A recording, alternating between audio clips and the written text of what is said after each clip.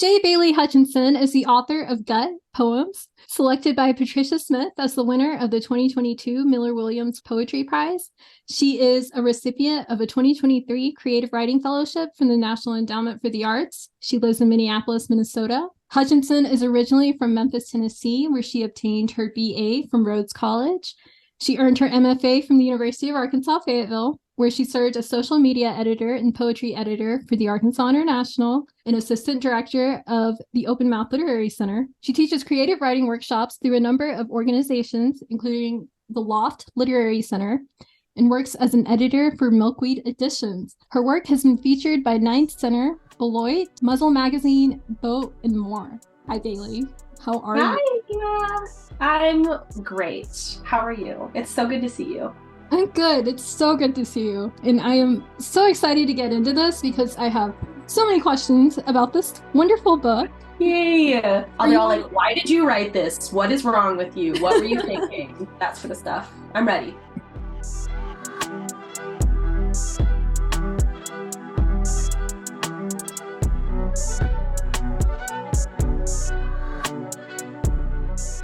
And you're on tour right now, right? Well, yes. Yeah, I guess I am. It's funny. It all sort of like happened to me. I didn't really decide to plan like a fall tour a year and a half after my book came out, but people, I don't know. I'm just all of the sort of stars aligned. And yeah, I'm hopping around. I have a reading next week in St. Paul, and then in November, a couple in Maryland. I'll be around Baltimore. So awesome. Okay, well, let's start with grad school because that's Tightwire's whole thing. Can you tell me more about your grad school experience? Like how did you end up at Arkansas? Totally. Yeah. So I guess to talk about grad school, I have to talk about undergrad first. I had a really awesome time in undergrad. I'm one of those freaks that is like, I love school. I loved being in school, and I had a great time at Rhodes College the whole time I was there, and I really wanted to go into academia, and I knew I wanted to at least seek a master's degree in English in some capacity. So as I was getting ready to graduate, I started applying for master's programs in Shakespeare, like dramaturgy and Shakespeare studies, because that was kind of my focus in undergrad. And I really wanted to go to the University of Edinburgh in Scotland. That was like my, oh my God, I'm going to live in Scotland. It's going to be amazing dream. And I did get accepted into one program, but it was so expensive and there was no option for financial aid. And I really sort of resigned myself to, now isn't the right time. I need to take a step back from this. I need to figure out who I am before jumping into school again. I traveled for about half a year. I worked for another half a year. And then somewhere along the line, I switched from Shakespearean dramaturgy to, I think I want to do poems all the time. And it was probably my friend Ashley Roach Freeman started a reading series in Memphis that Ada Limon read at in 2013, the summer of 2013. It was the first time I met Ada. And it was life-changing. I remember she had this beautiful, tall beehive. And I just was like, I want to live in that beehive. And also I want to be a poet. So I decided I want to do an MFA. And I really, because money was such a key obstacle to my previous grad school attempts, I was like, I'm only going to apply to programs that are fully funded. I applied to, I think, 14 different programs. And Arkansas is the only one that flat out accepted me. I was waitlisted at a couple others. Yeah, I wish I had like a more romantic story behind it, but like Arkansas let me in is the thing. It was close enough to Memphis that I felt like, oh, I can still kind of be meaningfully connected to this place and this river and everything that's so important to me, but I can still get away and it's still different. And that is how I ended up at the University of Arkansas Fayetteville.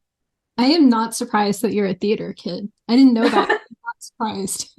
Well, I should clarify. It wasn't so much that I was performing. I was on like the literary analysis side, and I tried out for a lot of plays.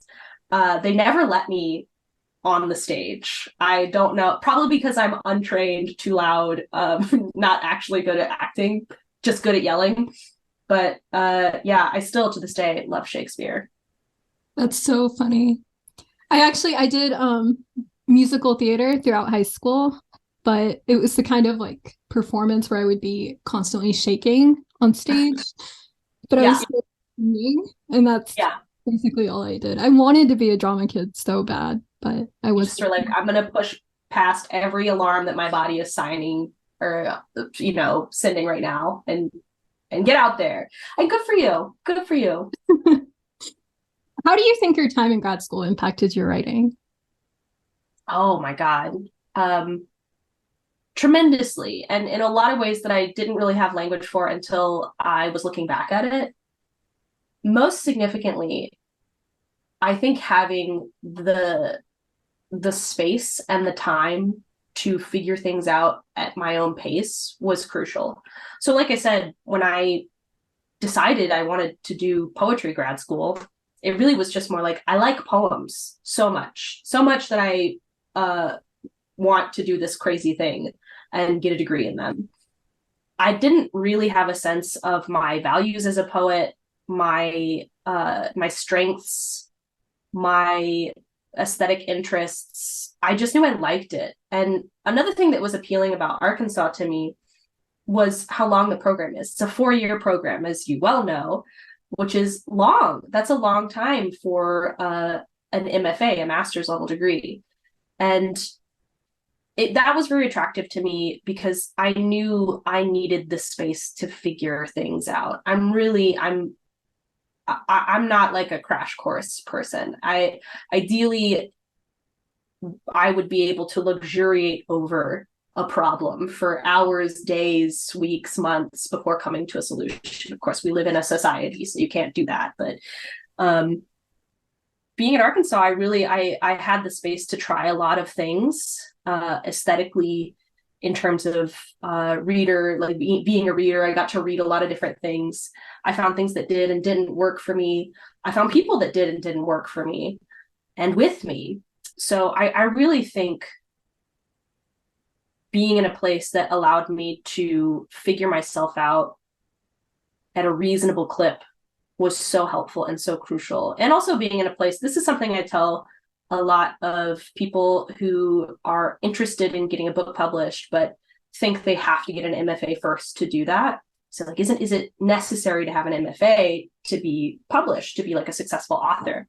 And to my mind, no, absolutely not. Not in the sense of it's like a credential that you need, but it gives you the opportunity to be around people that prioritize writing and that understand your first priority, your first love, the thing that you're going to be doing at the beginning and end of every day is writing.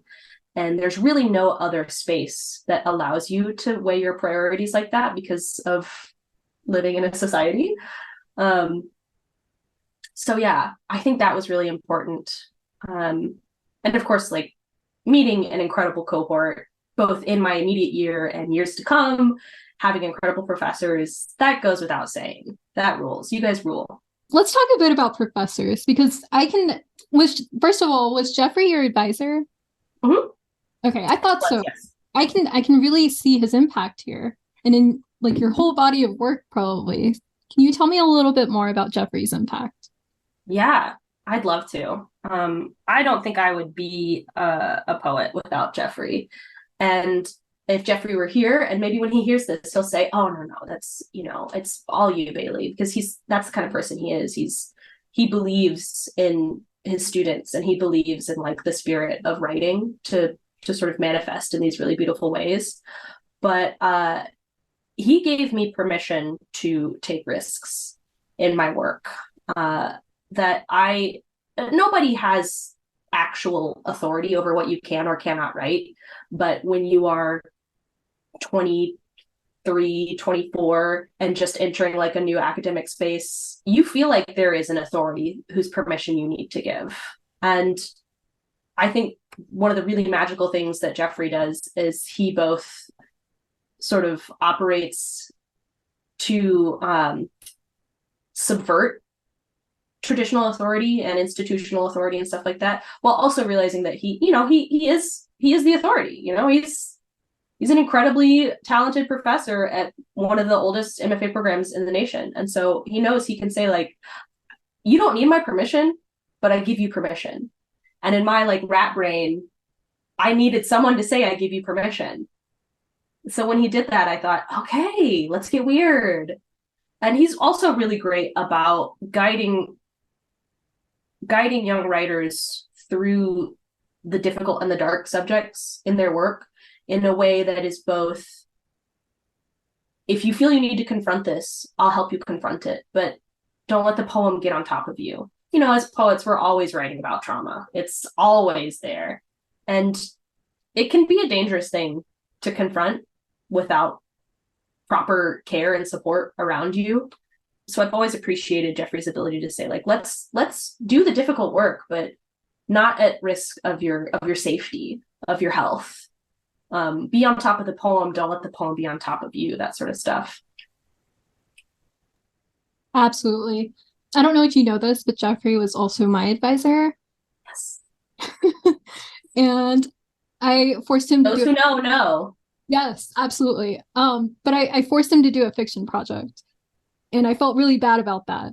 But he was amazing. He was so great. Yeah, he is amazing. And I hear all of that in your talking about him. So Geffrey, we love you. Is there anything you know now that you wish you'd learned in grad school? How to cook.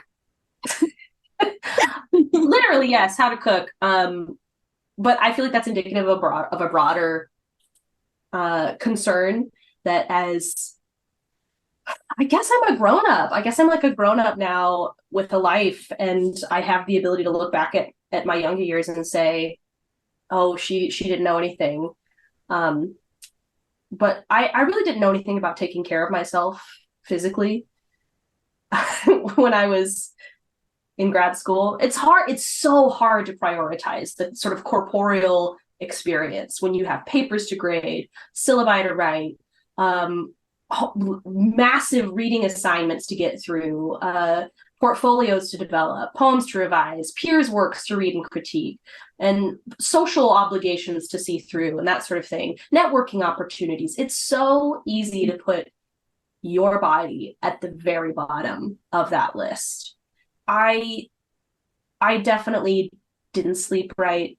I didn't eat well.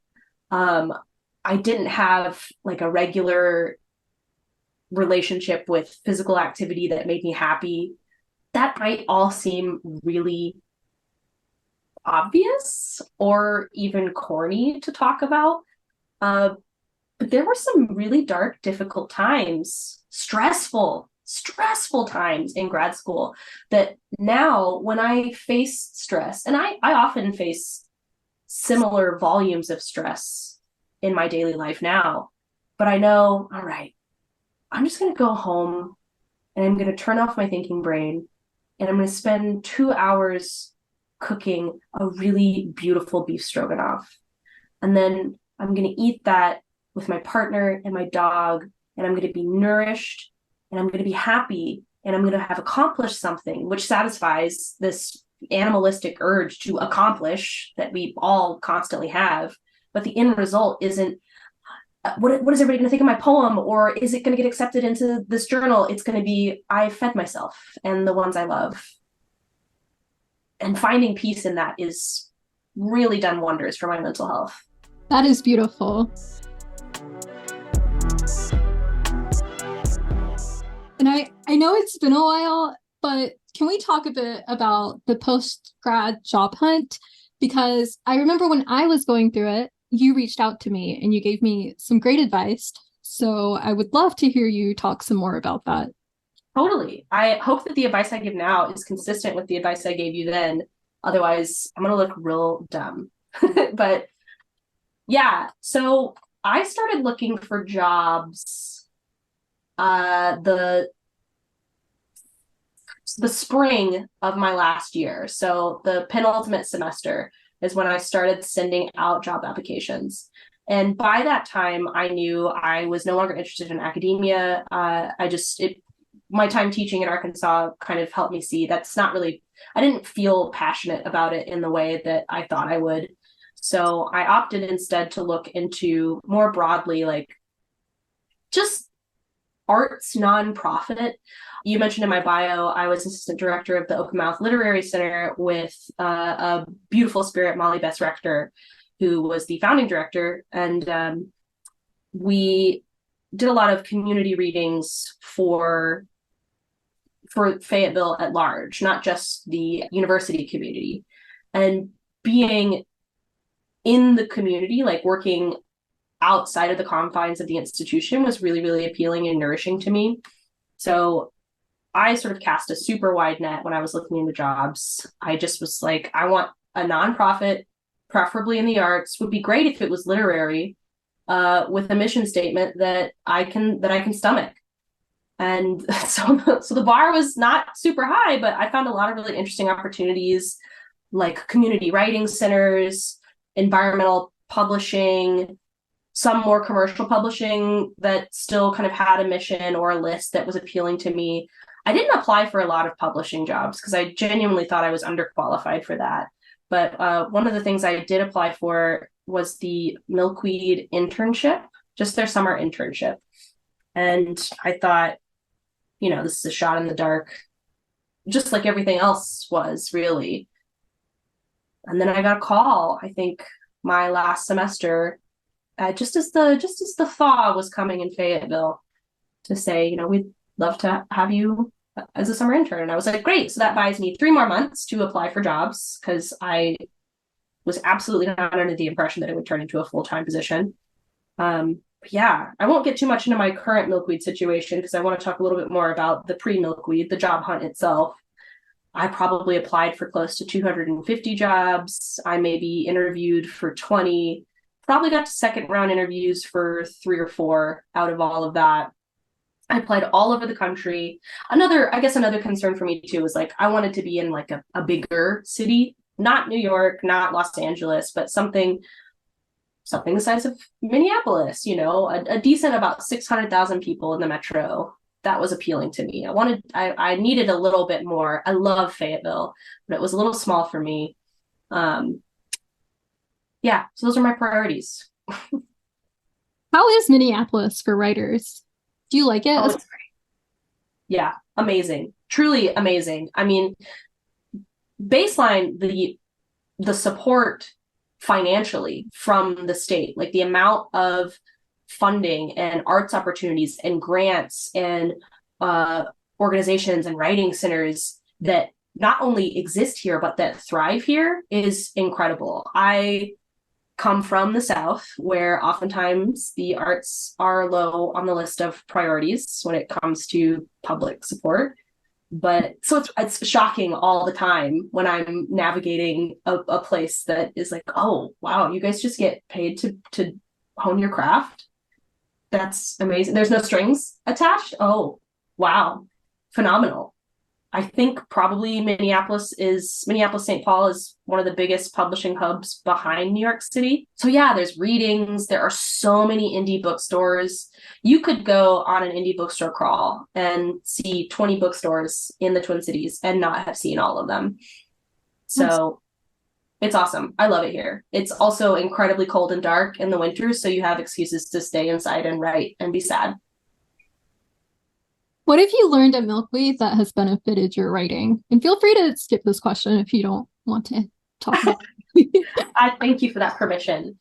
I was thinking about this when you sent along the questions earlier, and I think what I've learned at Milkweed has less to do with my writing and more to do with my citizenship as a reader, what it means to have a meaningful relationship with books, and what role books play in like the broader scheme of life, how it can impact the world. At Milkweed, I have learned both the tremendous significance of literature and how at the end of the day, they're just books.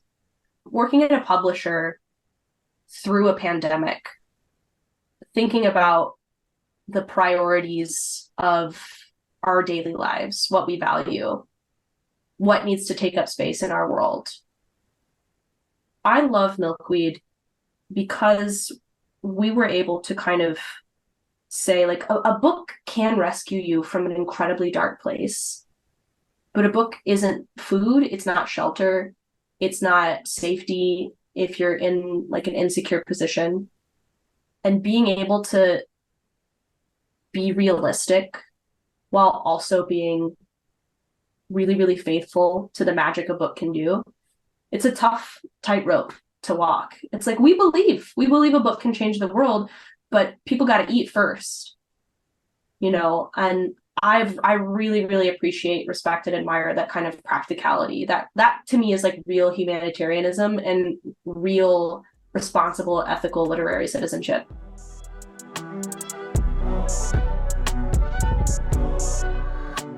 Let's move on to questions about gut. Can you talk me through the creation and development of this book?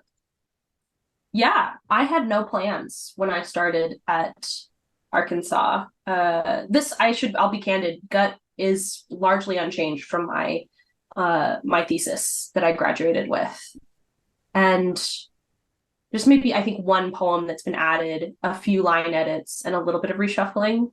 But because Arkansas is a 4-year program, I told myself, I'm leaving with a book. I don't want to leave with something that can become a book. I am going to spend 4 years of my life doing this. And for me, that meant I needed to leave with something that I could immediately start sending out to publishers. And I shared that with Geffrey, with everyone else on my thesis committee. But I had that conviction, but I certainly didn't have a plan when I started. And I remember, I can't remember who asked it.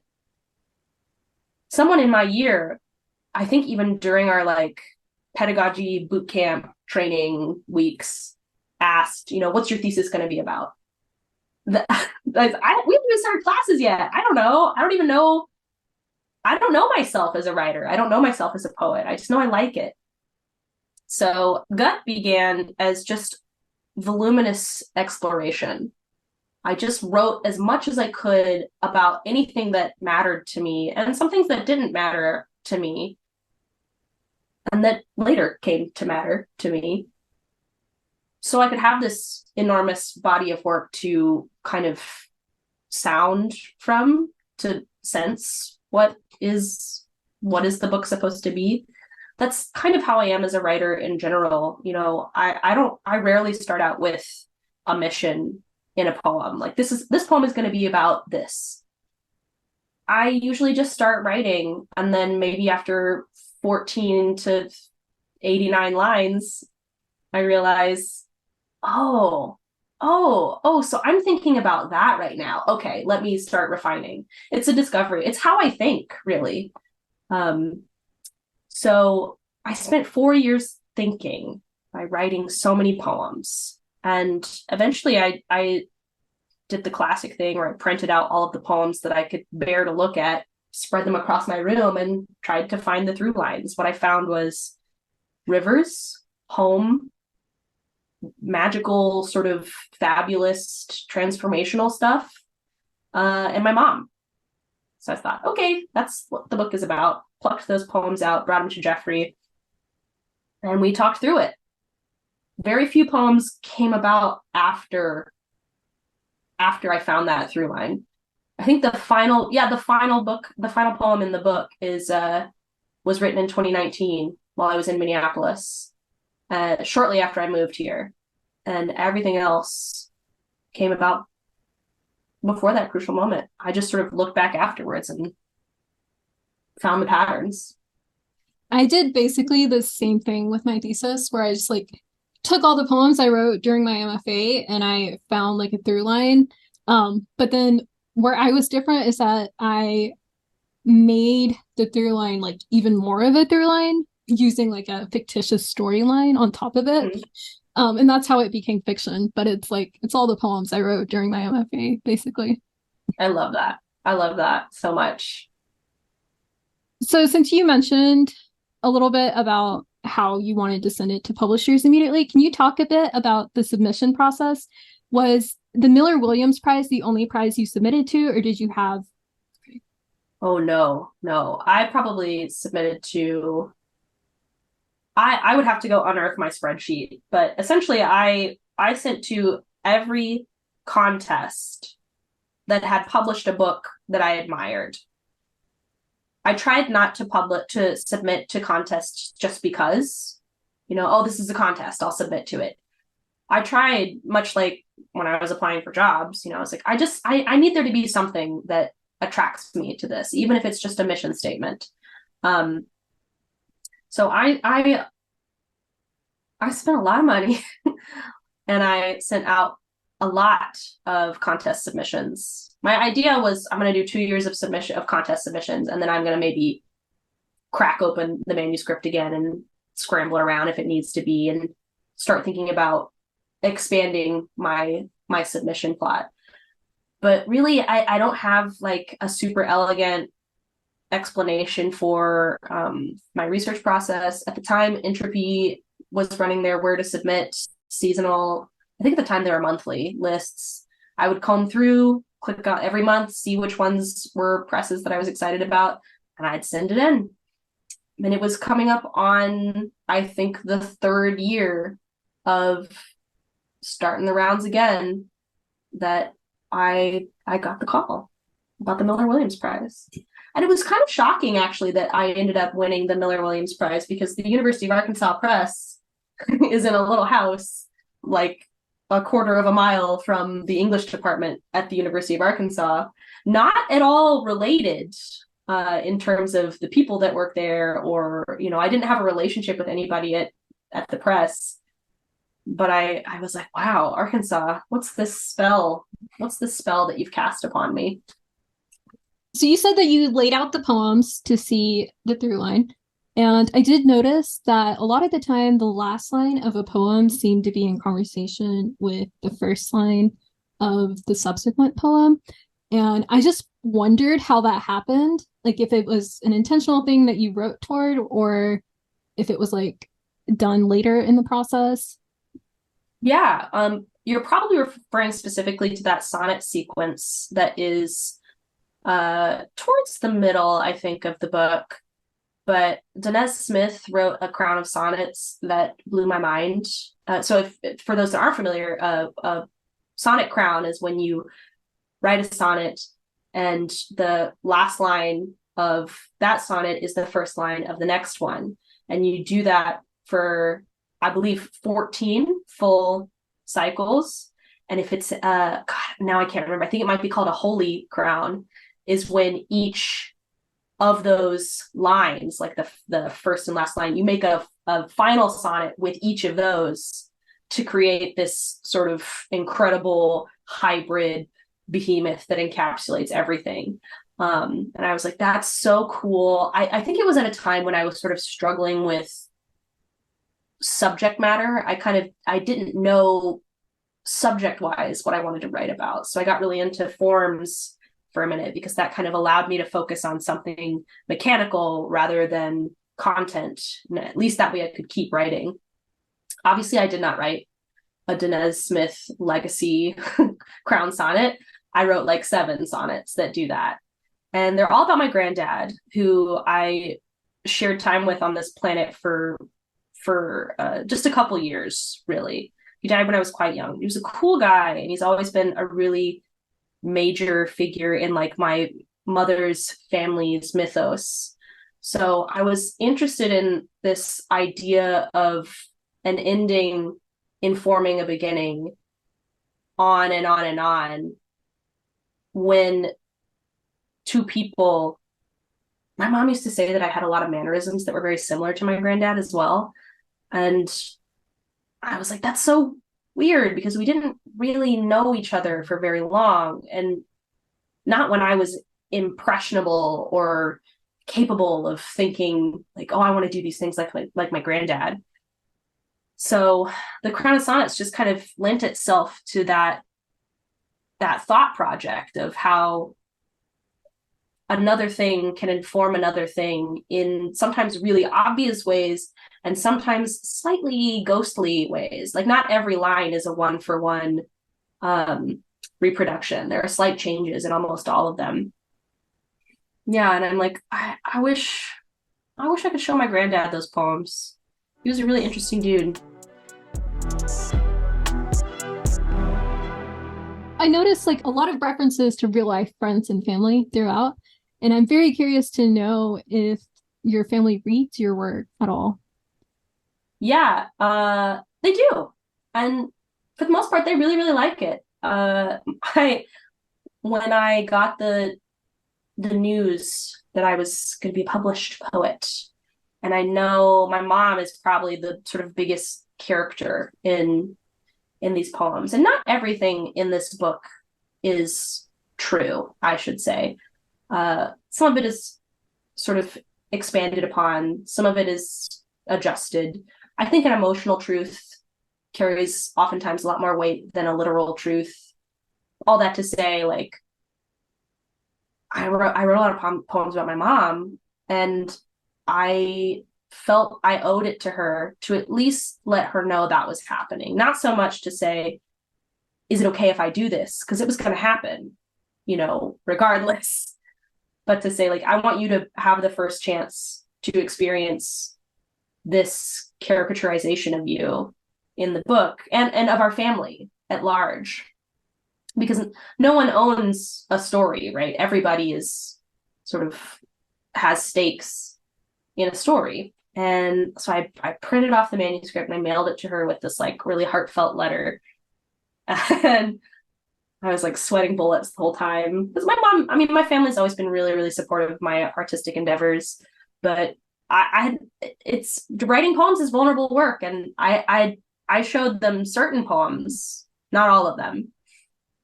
And there were a lot in there that I don't think my mom had ever read before. And so I just waited what felt like forever for her to receive the package and give me a call and tell me what she thought.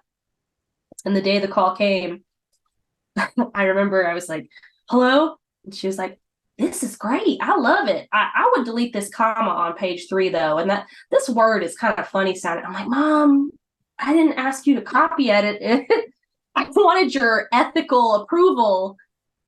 But it was already there. I didn't need to seek it, as it turns out. But that was important to me to loop her into that process. And as to why I have so many real life people in my poems, it's really because I'm not a solitary person. I'm deeply addicted to people.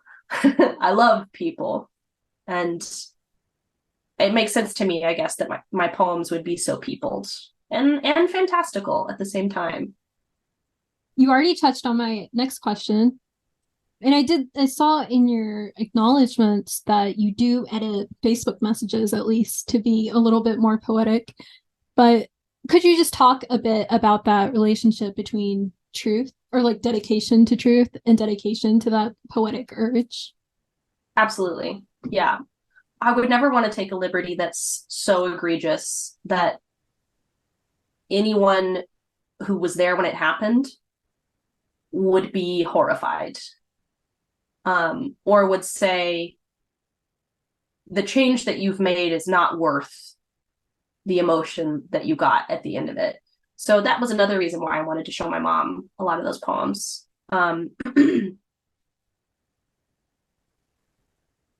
When you're a poet, you get to bend the rules in a lot of ways, linguistically, formally, truthfully. I don't think you have the same obligation that a nonfiction writer has. And I think anybody approaching a poem with the expectation that they have for nonfiction just isn't going to be satisfied with that. Poetry is a weird middle space between fact and fiction. So I agonized a lot when I was in grad school about, shouldn't this be what literally happened to me? Like, what gives me the right to change this detail, to, put the moon in the sky when it actually happened in the middle of the day? And I just ultimately decided if the emotional truth comes out on the other side of it, vivid, striking, concrete, magnetic, then it's worth it to make that change. And if there is a change I make that gives me pause, that I get the heebie-jeebies about, that's a time to, I think, share it. You don't have to come up with all of the solutions on your own. That's why it's important to have like a really supportive literary community, or a mom that will read your poems and give you advice you never asked for. That's awesome. Yeah, no, I'm glad I asked that question. Because that was a great response again. So many sound bites. Oh God. Okay, lots of animals throughout as well. Can you talk a bit about the impact animals have had on your life and your writing? Yeah. I don't think anybody's asked me that question before, and it's not something that I've given a lot of thought to. So I'm going to try and stumble my way toward a sense-making answer. It's probably connected to what I was just talking about, the sort of what gives me the right to make a change, what gives me the right to write a person, a real living person, into a book. One of the great gifts that Geffrey gave me was the ability to think about every gesture you make in a poem as having real political impact. So there is no such thing as a political poem. Every poem you write is a political poem because we live in a politic, right?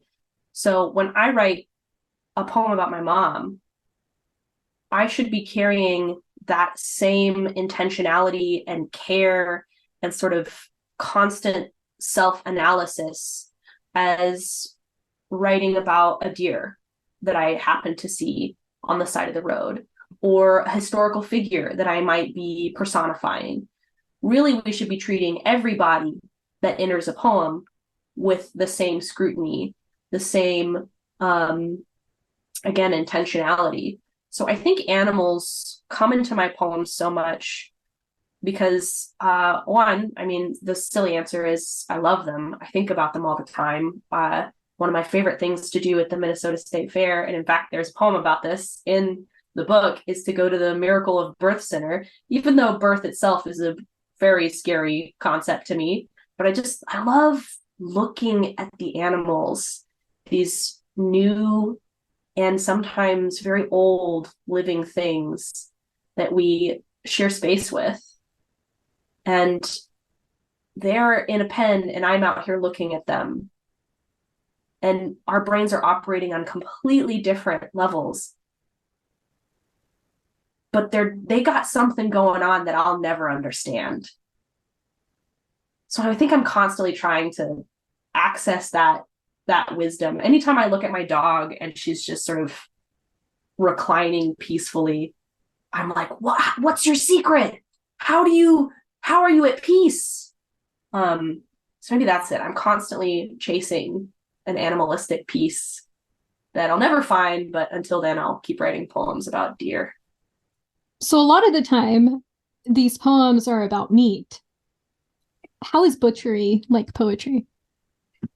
You should watch, there's an episode of Salt, Fat, Acid, Heat. I believe it is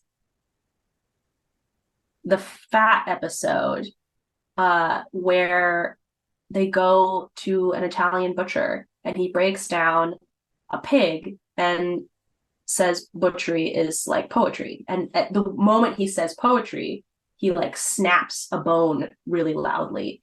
My fascination with butchery, meat in general, precedes this. Many years prior, I briefly worked at a butcher shop before going to grad school. And I was like, if I don't get into grad school, I'm going to do this. I'm going to be a pro butcher, because they're obviously, like, in the large scale factory sense, it's monstrous. It's a nightmare. It's foul. It's the most inhuman practice, really. But on the level of like a craft butcher or artisanal butchery, or people who've been doing it for generations, there is such a sentimentality to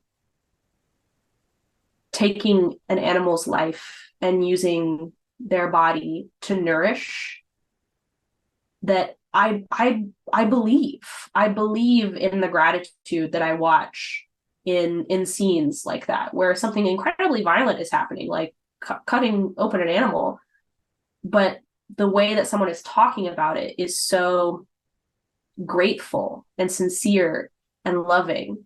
I think about poetry and writing in general in much the same way. It can be such a violent practice, but when it's obvious that the author truly, genuinely, intimately cares, that comes through, regardless of how difficult the subject matter is. So I think that's there. And also there are just so many incredible butchery words that are literal poems. Like I don't have to, like decal, a decal state. I'm pretty sure it's been a while now, but I think that's like a lamb, a very particular cut of lamb, decal. That's so, just decal. What a beautiful word. Spider steak. What? Speaking of difficult subject matter, some of my favorite poems in the book were about ADHD. And I am so curious to hear you talk about the process of exploring something like neurodivergence in a book or in a poem. Yeah. It's funny. I didn't get an official diagnosis until I guess it was like a year and a half ago, maybe 2 years. When I was a kid, and there's a poem title that is what I'm exactly going to say, everybody was diagnosed with ADHD in the 90s.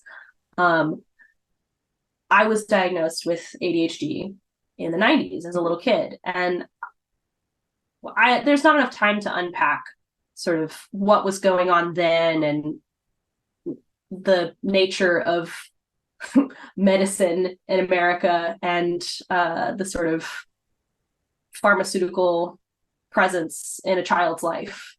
All that to say, like, my mom didn't want to put me on medication. And I think that was the right decision. And for most of my life, I went through my days, having a very particular way of completing tasks that I didn't think very critically about because it worked. I excelled in school. Always got great grades. I had a lot of great friends. I was loud and a bit weird, but most teens are actually. There aren't a lot of totally cool, chill teens. They're usually little creatures. I was quite creaturely, but I don't know. I had a lot of outlets that I cared about, and again, my family was really great about when I liked something, they let me like it, even if it was a bit odd, Like nobody in my family liked that I shopped at Hot Topic and wanted to wear those weird T-shirts, but they let me because they hoped I would grow out of it, and I sort of did. I don't know. Anyway, all that to say, I think being in academia also allowed me to have an atypical, a non-neurotypical thought process and to sort of solve problems in a specific way that having a 9 to 5 is not really amenable to, which is to say I could spend a lot of time thinking about stuff. I could take unusual hours. I could write a bunch of uselessness to find the useful thing hours and hours later. You can't really do that when you need to work and be a grown-up in the world. So struggling for a while in a 9 to 5 is what led me to go back to thinking about maybe like ADHD is something I want to think about more seriously in my life. I was really reticent about describing myself as a person with ADHD, and in some ways I still am.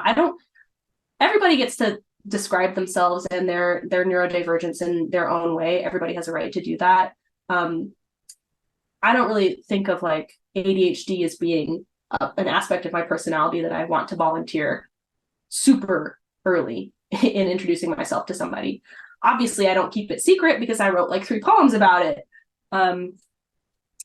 But yeah, all that to say, like,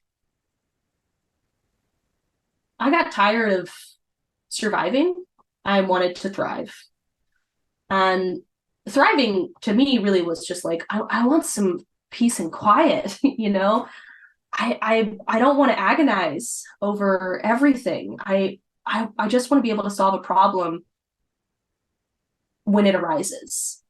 And so I went through some therapy to get like an adult diagnosis and had really, really great conversations with a psychiatrist here in Minneapolis that helped me kind of understand as an adult how my ADHD manifests. In the past, I was just sort of like, well, I probably have it, but much like breaking a bone and never getting it set and then just going about your day, I'm just used to it now.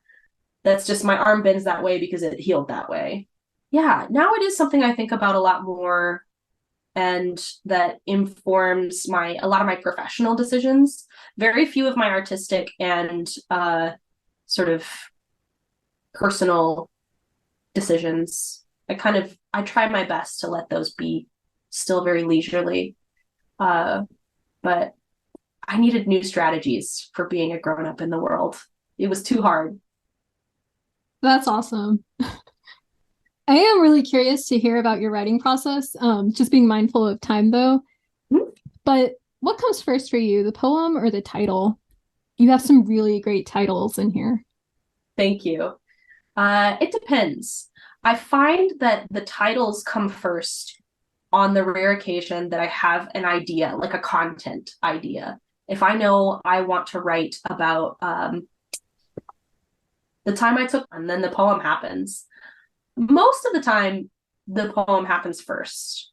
And there might be a sort of holding place for a good title. And it probably takes many, many, many iterations to then find the good title when the poem comes first. But I just try not to be too didactic. I want to have fun.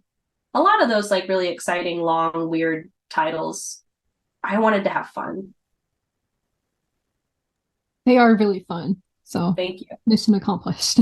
Thank What are you. your best strategies for revision? If you can, put some space between yourself and the draft. And by space, I mean time. In a perfect world, again, like I said, grad school was great because I had a lot of time. Ideally, I would be able to solve problems at a very stretched out pace. My best poems are the ones that I write and then a year, 2 years later, look back at for the first time. And then second draft, it's fixed. It's perfect. We don't always have the leisure of time. So to that point, give as much time as you can. Try and just forget that you wrote it. Try and forget the attachments that you had to it or what you wanted to accomplish when you first drafted the poem. When you return, you'll be a little bit less precious. And also, I think, a little more gracious about things that maybe weren't working. So you thought. You look back and you're like, wait, actually, that was the coolest thing I did. Let's lean into that part rather than trying to fix this clunky little boot over here. Yeah, being able to have time away from it, so helpful.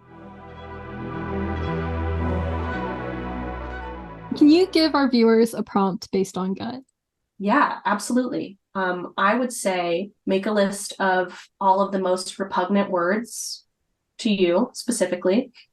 They don't have to be universally recognized as repugnant, but if there's just a word that grosses you out, or a creature that grosses you out, or a food that grosses you out, a cut of meat, make a huge list of all those things.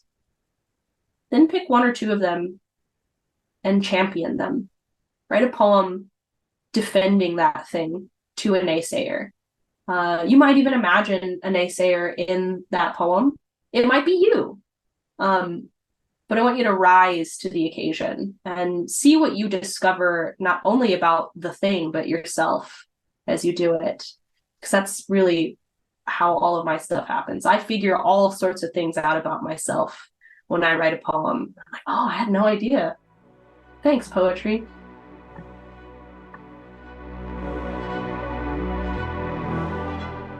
You did get some audience questions, which I included when I sent this to you. From Peter Mason, a mutual friend. Dear Bailey, why don't pickles appear more in your poems? You coming out hard with the really, really important questions. I think this book was about flesh and fat and grease. It was very unctuous, this book. That was the brain space that I was in. You know, nothing like grad school to make you the fleshiest hunk of meat out there. Pickles are sharp, briny, alerting, arresting. I didn't feel any of those ways back then. I feel a lot sharper now. There might be a pickle or two in some poems I haven't shared with the world yet. And then another mutual friend, Olatunde Osanaki, asked, spoil us with an inside joke you share with one of your poems. Oh my gosh. That's such a good question. And now I have to think really hard about it. I mean, every poem is a good inside joke, really, because it starts out as something that I'm like, oh, this is great. They're going to love this, right? You write a poem because there's something itching inside you that you need to share, that you need to communicate with someone else and hope that they understand where you're coming from. But I want to answer that question seriously. Is it crazy if I like pull out my book and thumb through it to refresh myself? Okay. Let me see if I can pull one out from my table of contents.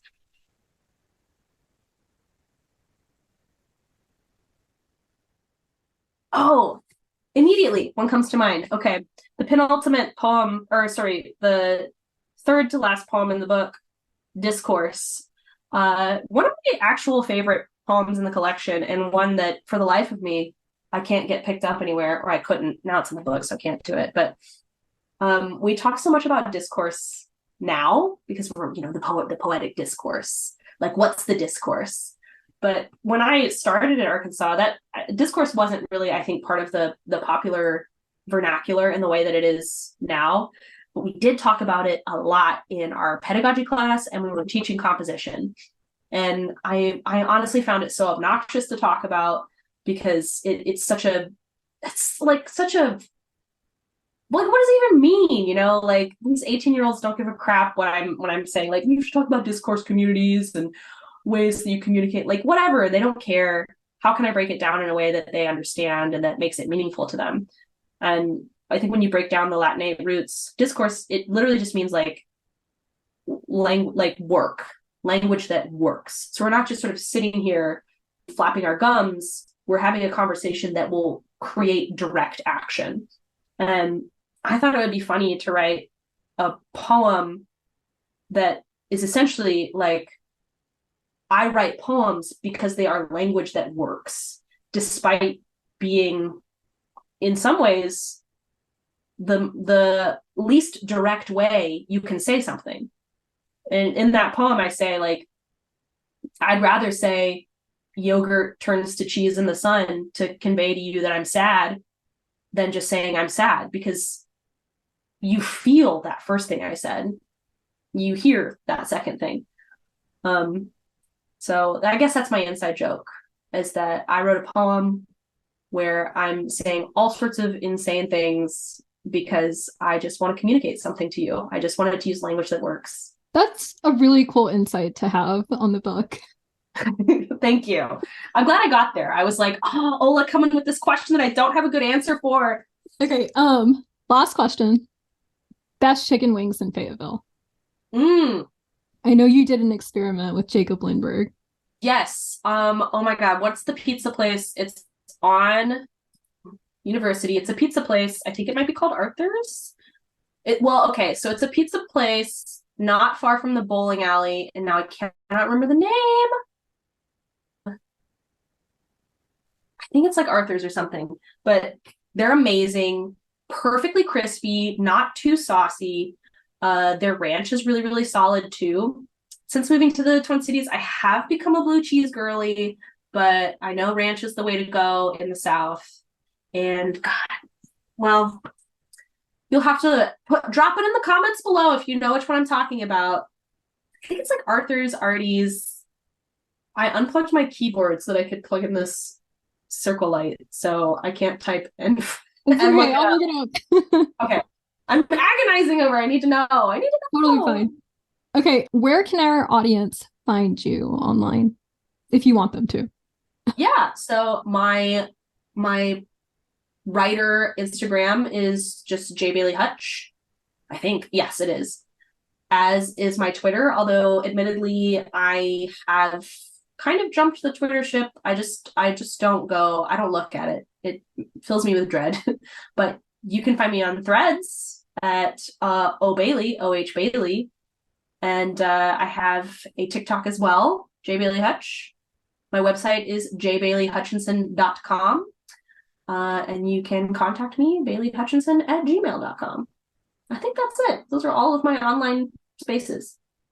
Awesome. Thank you so much, Bailey. This was incredible, and I can't wait to share it. Thank you for having me, Hiva. It's wonderful to talk with you. You're an amazing interviewer, and I'm honored to have spent some time with you. Thank you. And I hope you feel better soon. Thank you. Thanks Thank again you for so having me. much. Yeah, this was awesome. I'm really honored. See you later. Bye.